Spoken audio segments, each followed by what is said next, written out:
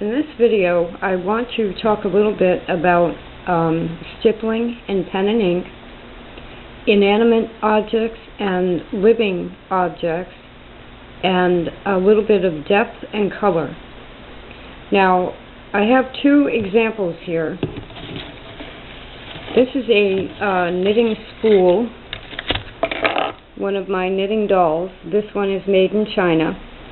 And you can see in my book here, I have started a simple pen and ink, excuse me, stippled drawing of the knitting doll. And one of my notes on that is that I prefer to do it in single colors and not layers of color. Now, for about 39 years, I've been a fine artist, and much of that time I've spent as a botanical illustrator. I also have a degree in horticulture, and this is a typical drawing of what I did during those years. And I think the camera can pick up the depth of color in that. Now, this is a stippled ink drawing on illustration board, and I love these. I mean, even I love these still. And on the flowers, for example, I used blue, red, 2 or 3 shades of lavender. On the stem, the main stem, I used brown, greens, red, and on the leaves, it's mainly yellow and greens and some brown. But each of those is layered. In other words, on a leaf, I would start with yellow and stipple the whole thing in yellow, and then move on to the next layer of color. So with a living subject, or a subject that is to depict life or living, I use layers. And this is actually titled a Salvia officinalis, which is a common sage plant. So, and that, it's about, the paper is about 8.5 by 11. And it's very rewarding to do that type of work. Now, lately what I've been doing is inanimate objects, or models that aren't from life. And one example is a knitting doll. And you can see this one is made in China. Very almost sloppy paint. The red over the white, a little bit crooked up here. The red doesn't quite cover completely on the cheeks.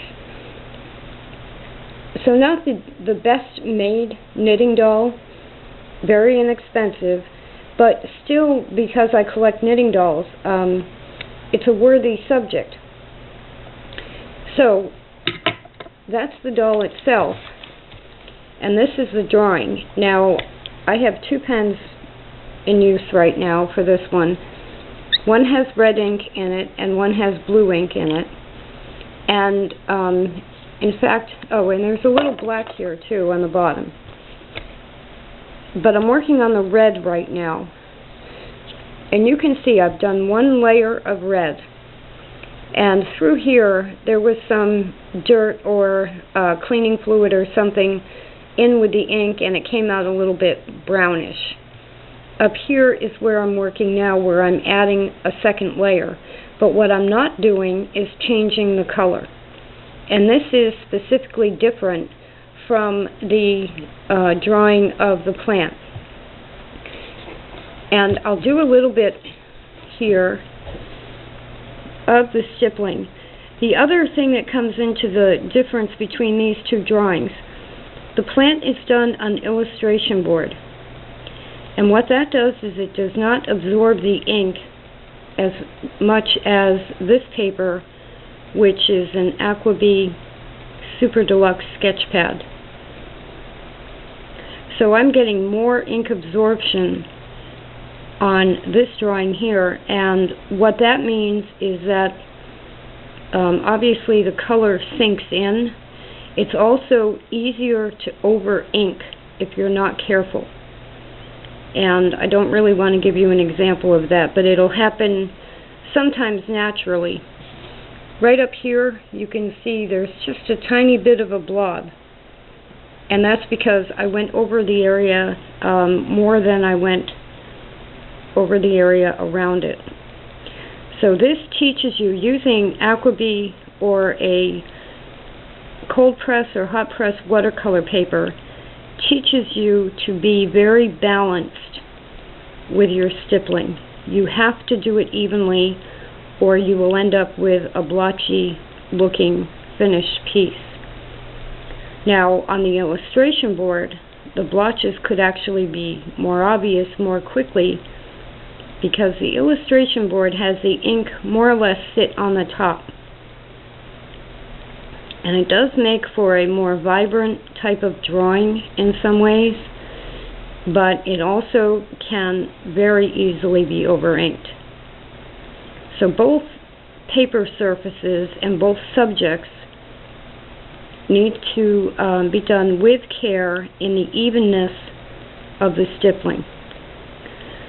Now once I get this done with a second layer of red, I will probably go over it again.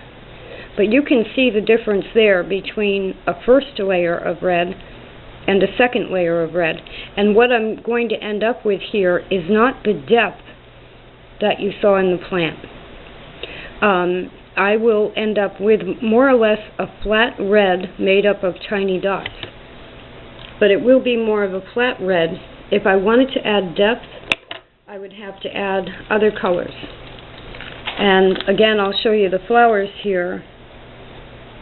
And it's not going to pick up the dots, I don't think, but these are with several different colors, which is what creates, it's not just leaving the space blank to show a highlight, it's actually layers of lighter colors. And that gives this type of a drawing much more depth than this type, where you're using a single color in many layers. So those are just a couple of the differences of choices you have, really, with paper surface and color choices when you're stippling in pen and ink.